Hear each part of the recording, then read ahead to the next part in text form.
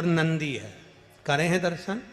किसी किसी मंदिर में केवल शंकर भगवान का स्वरूप विराजमान है, शिवलिंग विराजमान है, नंदी नहीं है। तो शिव महापुराण की कथा यहां वर्णन कर रही है, उसको जरा समझिएगा। शिव पुराण कहती है, भगवान शंकर का चरित्र कहता है, शिव तत्व कहता है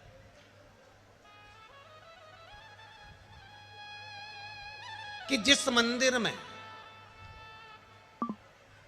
नंदी जहां विराजमान, जिस जगह पर विराजमान है, सामने बैठा हो, गर्भगृह के बाहर बैठा हो, या तिरछे में बैठा हो, या शिवलिंग जिस भाव से विराजमान है, आप अपनी जो आराधना कर रहे हो, आप अपनी जो भाव से पूजन कर रहे हो, आराधना कर रहे हो, सेवा कर रहे हो, उसमें तुम्हारे भीतर ये भेद नहीं आना चाहिए कि इस मंदिर में नंदी तो बाहर है ही नहीं, तो मैं पूजन कैसे करूं। इस मंदिर में तो नंदी सामने बैठा है, तो मैं पूजन कैसे करूं। इस मंदिर में नंदी तिरछा बैठा है, तो मैं इसकी पूजन कैसे करूं। इस मंदिर में तो पार्वती जी नहीं है, गणेश जी नहीं है, सदानंद कार्तिकेय जी नहीं है, तो मैं पूजन कैसे करूं। शिव महापुराण की कथा कहती, ये भाव हमारे भीतर नहीं आना।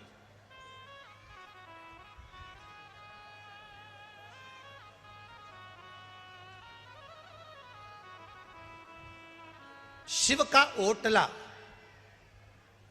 ओटले से मतलब है कि कहीं कहीं वृक्ष के नीचे भगवान शंकर बैठे रहते हैं, तो वहां मंदिर नहीं होता, केवल एक ओटला है, केवल ओटला, और उस पर शिवलिंग रखा हुआ, केवल एक ओटले पर भगवान शंकर का शिवलिंग रखा है। या मंदिर है, गर्भगृह है, बड़ा चौक नहीं है।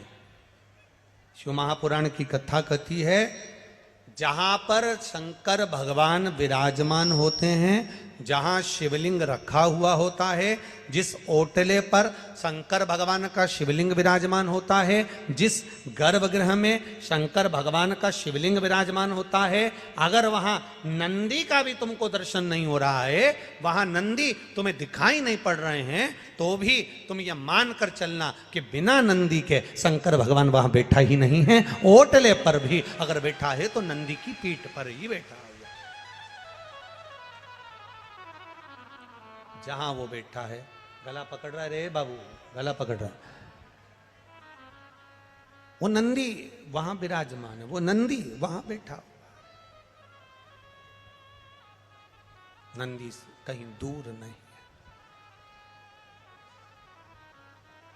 एक पत्र आया है, जरा ध्यान दीजिए।